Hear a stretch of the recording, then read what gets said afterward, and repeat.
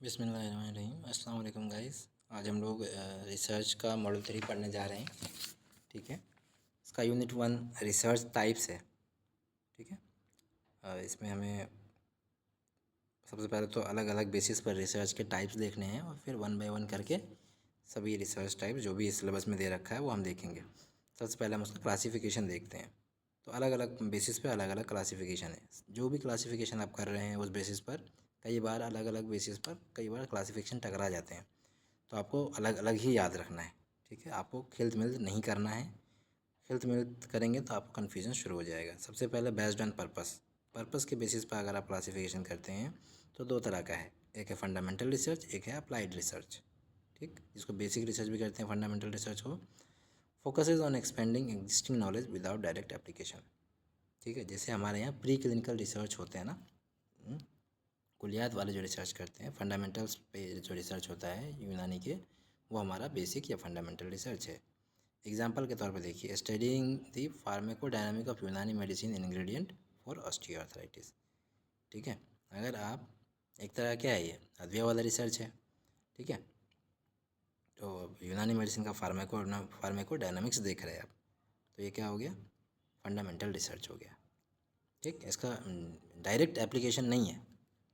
ठीक है, उसके बाद एक अप्लाइड रिसर्च आता है। इसमें क्या होता है, solves practical problem using scientific method. इसमें आप क्या करते हैं कि प्रैक्टिकल प्रॉब्लम्स को सॉल्व करते हैं यूजिंग साइंटिफिक मेथड। ओके, जैसे testing the effectiveness of new यूनानी फॉर्मुलेशन फॉर ऑस्टियोआर्थराइटिस।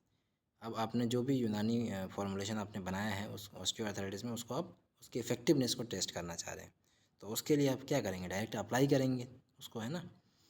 तो इसको बोलते हैं अप्लाइड रिसर्च। एक्शन रिसर्च होता है, conducted to solve immediate problem in specific setting. ठीक है, इमीडिएट प्रॉब्लम अगर कुछ आ रही है स्पेसिफिक सेटिंग में, तो उसको सॉल्व करने के लिए हम एक्शन रिसर्च करते हैं। एग्जांपल देखिए, developing and testing a new patient education program. ठीक है, to improve adherence to Unani treatment. इसमें हम एक डेवलप करते हैं और टेस्ट करते हैं न्यू पेशेंट एजुकेशन को, प्रोग्राम को, है ना। पेशेंट एजुकेशन एक प्रोग्राम चला रहे हैं हम लोग, इसलिए to improve adherence to Unani treatment, जिससे हम क्या कर रहे हैं, यूनानी ट्रीटमेंट के एडहेरेंस को इम्प्रूव करना चाह रहे हैं। तो ये क्या है, एक्शन है, एक तरह का एक्शन ले रहे हैं हम। ठीक है, तो ये एक्शन रिसर्च है। बेस्ड ऑन मेथोडोलॉजी, दो तरह के होते हैं मेनली, है ना। क्या क्या है, मेथोडोलॉजी के मेथड्स के बेसिस पे is qualitative research and quantitative research. Qualitative research क्या है, नॉन न्यूमेरिकल डेटाज होते हैं इसमें। Focuses on understanding human behaviour, experiences and perceptions. इसमें हम ह्यूमन बिहेवियर को स्टडी करते हैं, एक्सपीरियंसेस उसके स्टडी करते हैं और परसेप्शंस को स्टडी करते हैं। इसके मेथड्स में हम इंटरव्यूज़ कर सकते हैं, फोकस ग्रुप्स हो सकता है हमारा, केस स्टडीज़ कर सकते हैं हम। तो ये क्वालिटेटिव रिसर्च है। Example, exploring the experience of osteoarthritis patient using यूनानी ट्रीटमेंट। हम एक सर्वे कर सकते हैं या ऑस्टियोआर्थराइटिस पेशेंट पे कि वो जो यूनानी ट्रीटमेंट ले रहे हैं उनका क्या एक्सपीरियंस है ना। क्वालिटेटिव वे में हम ये रिसर्च कर सकते हैं। एक है quantitative research, uses numerical data and statistical analysis to test hypothesis. ठीक है, अभी हम अलग से भी पढ़ेंगे क्वालिटेटिव रिसर्च और क्वांटिटेटिव रिसर्च को, हम पूरा डिटेल में पढ़ेंगे। अभी आपको सिर्फ हम ओवरव्यू दे रहे हैं, इसलिए ज़्यादा कन्फ्यूज़ नहीं होना है। Uses numerical data and statistical analysis to use hypothesis. ये क्या करते हैं, यूज़ करते हैं हम न्यूमेरिकल डेटा को एंड स्टैटिस्टिकल एनालिसिस को टू टेस्ट हाइपोथेसिस को टेस्ट करने के लिए। Methods, surveys, experiments, clinical trials. ठीक है, सर्वेज, एक्सपेरिमेंट्स, क्लिनिकल ट्रायल्स, ये सारे मेथड हैं इसके। ठीक है, मेनली तो क्लिनिकल ट्रायल है ना।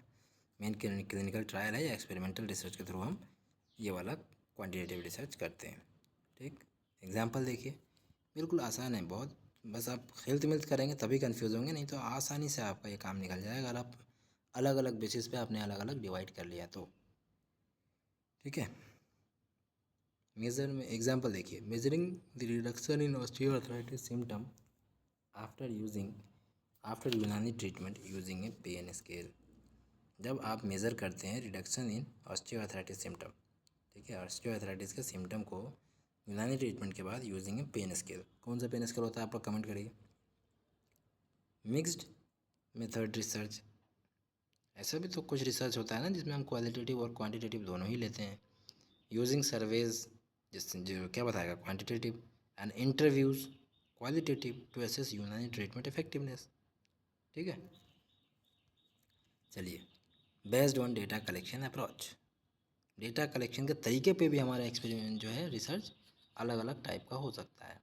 एक क्या है, डिस्क्रिप्टिव है, एक्सपेरिमेंटल है, ऑब्जर्वेशनल है, ठीक है, केस स्टडी है, कोरिलेशनल रिसर्च है, ये सब इसमें आ जाता है। ठीक, तो based on data collection approach, descriptive research में क्या है, सिस्टमेटिकली डिस्क्राइब ए फेनोमेना और पॉपुलेशन। इसमें क्या करते हैं, याद रखिए, the term systematically describes a phenomena और पॉपुलेशन।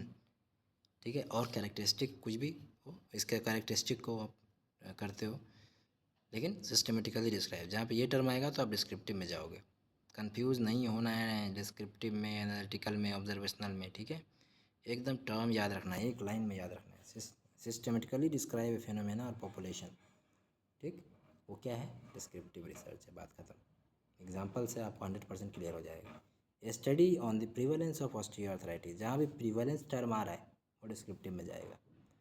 ठीक है, among elderly patient in Hyderabad, study on the prevalence of osteoarthritis among elderly patient in Hyderabad, ये क्या है, डिस्क्रिप्टिव रिसर्च है। ओके, देन आता है एक्सपेरिमेंटल रिसर्च। इसमें क्या करते हैं, सबसे बड़ा लाइन इसमें क्या याद रखना है, investigates cause and effect relationship, ये लाइन याद रखना है, ये इसी में होता है, एक्सपेरिमेंटल में ही होता है, बाय मैनिपुलेटिंग वेरिएबल्स, और इसमें हम वेरिएबल्स को भी मैनिपुलेट करते हैं। ठीक है, इसमें cause and effect relationship is must, यही इसका क्या है, कैरेक्टरिस्टिक है एक्सपेरिमेंटल रिसर्च का।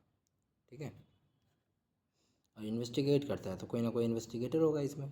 ठीक है, हम लोग जब RCT करेंगे तो हम लोग इन्वेस्टिगेटर होंगे। ठीक है, हम क्या देखेंगे, काउज एंड इफेक्ट रिलेशनशिप देखेंगे। ओके, एग्जाम्पल क्या है, ए रेंडमाइज कंट्रोल ट्रायल टेस्टिंग यूनानी ड्रग्स इफेक्ट ऑन ऑस्टियोआर्थराइटिस। आप RCT कर रहे हैं यूनानी ड्रग को टेस्ट करने के लिए ऑन ऑस्टियोआर्थराइटिस, ये क्या है, एक्सपेरिमेंटल रिसर्च है। यहाँ पे आपको RCT में क्या मिलता है, काउज एंड इफेक्ट रिलेशनशिप मिलता है। ऑब्जर्वेशनल रिसर्च, इसमें क्या होता है, involves observing and recording behaviour without intervention. ठीक, इसमें हम क्या होता है कि इन्वॉल्व होता है, ऑब्जर्व करते हैं इसमें, एंड रिकॉर्ड करते हैं बिहेवियर को विदाउट इंटरवेंशन। अब आप कहेंगे कि भैया डिस्क्रिप्टिव में भी इंटरवेंशन नहीं है, ठीक, और ऑब्जर्वेशनल में भी इंटरवेंशन नहीं है, तो दोनों में फ़र्क क्या रहा। डिस्क्रिप्टिव में देखिए, आपको सिस्टमेटिकली डिस्क्राइब करना है एक फेनोमेना को, कैरेक्टरिस्टिक को, ठीक है, पॉपुलेशन में। ओके, लेकिन ऑब्जर्वेशनल में आपको ऑब्जर्व करना है, रिकॉर्ड करना है बिहेवियर को। ठीक है, क्या करना है, सिर्फ ऑब्जर्व करना है एंड रिकॉर्ड करना है, डिस्क्राइब नहीं कर रहे आप यहाँ पे कुछ भी। ठीक है, एग्जाम्पल के तौर पे देखिए, monitoring osteoarthritis patients to see if they follow Unani prescription correctly. जैसे आप किसी ऑस्टियोआर्थराइटिस के पेशेंट को मॉनिटर कर रहे हैं देखने के लिए कि वो यूनानी प्रिस्क्रिप्शन को सही से ले रहा है नहीं ले रहा, ये आपका ऑब्जर्वेशनल रिसर्च है, इसमें कोई डिस्क्रिप्शन नहीं है आपका। ठीक, एक आता है केस स्टडी रिसर्च। समझिए इस चीज़ को, केस स्टडी और केस रिपोर्ट अलग चीज़ है। ठीक, केस रिपोर्ट एक तरह का डिस्क्रिप्टिव रिसर्च है। ठीक है, जो हम जब डिस्क्रिप्टिव रिसर्च डिज़ाइन पर आएंगे तो उसमें बताएंगे। अभी आपको केस स्टडी समझना है, जहाँ पर इन डेप्थ एनालिसिस आ जाए। ठीक है, केस रिपोर्ट में हम कभी भी इन डेप्थ एनालिसिस नहीं करते हैं, जस्ट ऑब्जर्व करते हैं एंड रिपोर्ट करते हैं। ठीक है, एंड डिस्क्राइब करते हैं, ऑब्जर्व करके रिपोर्ट करते हैं, डिस्क्राइब करते हैं, लेकिन हम वहाँ पर कोई इन डेप्थ एनालिसिस नहीं करते हैं ऑफ स्पेसिफिक केस, इंडिविजुअल या स्मॉल ग्रुप, किसी का भी नहीं। लेकिन केस स्टडी में हम करते हैं, studying long term effect of Unani treatment on single osteoarthritis patient. अब एक आपके पास कोई ऑस्टियोआर्थराइटिस पेशेंट है आपके घर में और आप उसका लॉन्ग टर्म इफेक्ट देख रहे हैं यूनानी ट्रीटमेंट का, तो वो क्या है, केस स्टडी है। ठीक है, वो केस रिपोर्ट नहीं है, केस रिपोर्ट किसी यूनिक और रेयर केस के लिए होता है। ठीक है, अभी हम लोग पढ़ेंगे ना डिस्क्रिप्टिव रिसर्च, तो वहाँ क्लियर हो जाएगा वो। आप फिलहाल याद रखो इन डेप्थ एनालिसिस, ये टर्म याद रखो आप केस स्टडी डिज़ाइन के लिए, केस स्टडी रिसर्च के लिए, ठीक। एक क्या है, एक है कोरिलेशनल रिसर्च। इसमें क्या होता है, identify relationship between two variables but does not establish causation. अब यहाँ देखिए, एक था हमारा एक्सपेरिमेंटल रिसर्च, ठीक है, जिसमें एक था हमारा डिस्क्रिप्टिव रिसर्च, एक था ऑब्जर्वेशनल रिसर्च और एक है कोरिलेशनल रिसर्च। तो आपने देखा होगा कि काउज एंड रिलेशन का जो इफेक्ट है, काउज एंड इफेक्ट रिलेशनशिप हम एक्सपेरिमेंटल में देखते हैं, लेकिन यहाँ पर मैनिपुलेट करते हैं हम वेरिएबल को, ठीक है। अब कोरिलेशनल में क्या फ़र्क है कि यहाँ पर रिलेशनशिप तो देखते हैं हम टू वेरिएबल में, but does not establish causation, यानी इफेक्ट तो देख रहे, ये रिलेशनशिप तो देख रहे हैं लेकिन इफेक्ट एंड काउज नहीं देख रहे, ठीक है। जो कारण है उसका हम उसमें काउज नहीं पता करते हैं, इसको हम कोरिलेशनल रिसर्च बोलते हैं, ठीक है।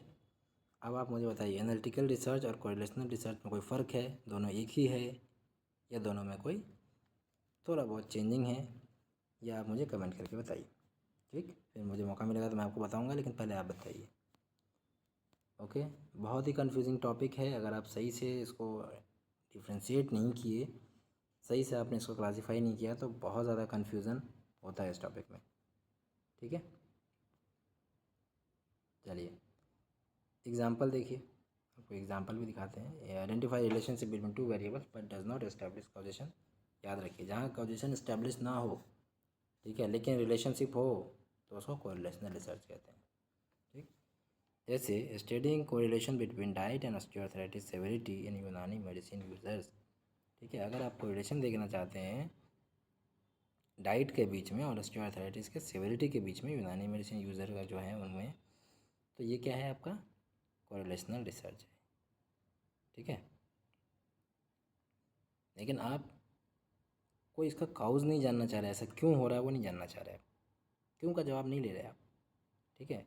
बस क्या हो रहा है वो आप देख रहे हैं, तो आप इसको कोरिलेशनल रिसर्च कह सकते हैं।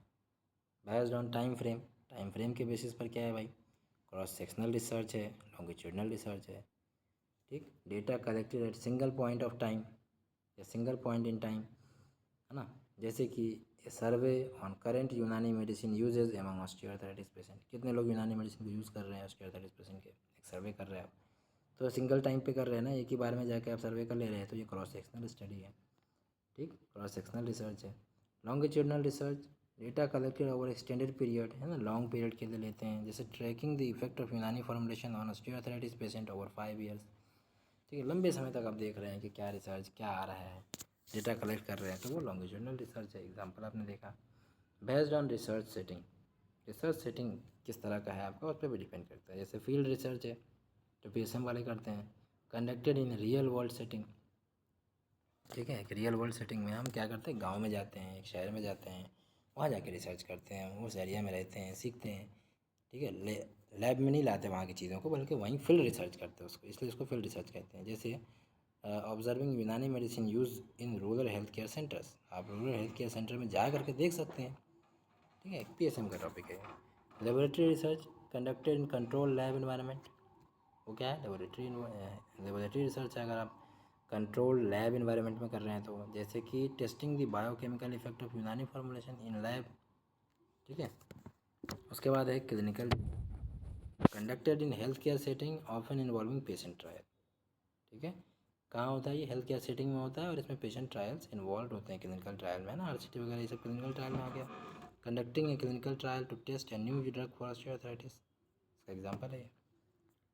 Based on control over variables, अगर आप देखें वेरिएबल्स के कंट्रोल के ऊपर, ठीक है, based on control over variables, तो एक्सपेरिमेंटल रिसर्च है, ठीक है। The researcher manipulate one variable and to see the effect on other. अब इसमें क्या करते हैं आप एक्सपेरिमेंटल में, अभी ऊपर जो आया था ना एक्सपेरिमेंटल, वो सेम ही है, दोनों अलग नहीं है, अलग अलग बेसिस पर अलग अलग जगह वो आ गया, लेकिन है दोनों सेम। इसमें भी क्या करते हैं, रिसर्चर मैनिपुलेट करता है वन वेरिएबल को to see effect on other, ठीक है। इसमें भी कॉज एंड इफेक्ट रिलेशनशिप देखा जाता है। एग्जाम्पल देखिए, testing new Unani drug effectiveness on reducing osteoarthritis pain. एक आता है क्वासी एक्सपेरिमेंटल रिसर्च, ठीक है। Similar to experimental research but lack full randomisation, एकदम सेम ही है एक्सपेरिमेंटल का, लेकिन इसमें रैंडमाइजेशन नहीं होता। जैसे comparing osteoarthritis patient using Unani drug versus those using allopathic treatment in different hospital.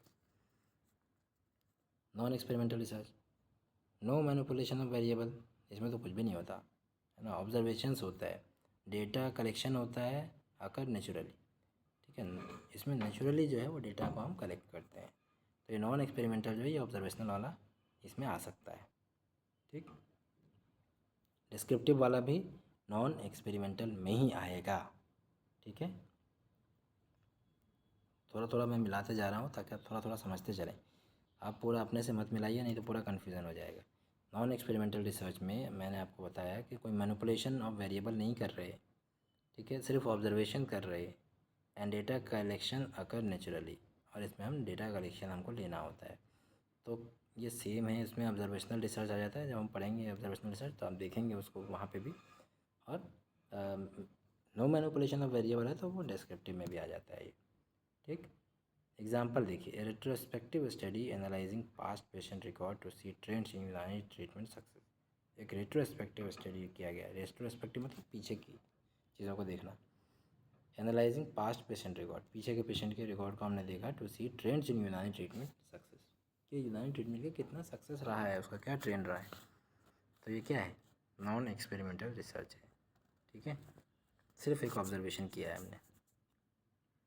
Based on data sources, data sources के बेसिस पे भी दो टाइप के हैं, primary research, secondary research. Primary research क्या है, collect new data directly from participant, directly आप patient से डेटा ले रहे हैं। Conducting survey and clinical trial on यूनानी मेडिसिन यूजर्स, इसका एग्जाम्पल है।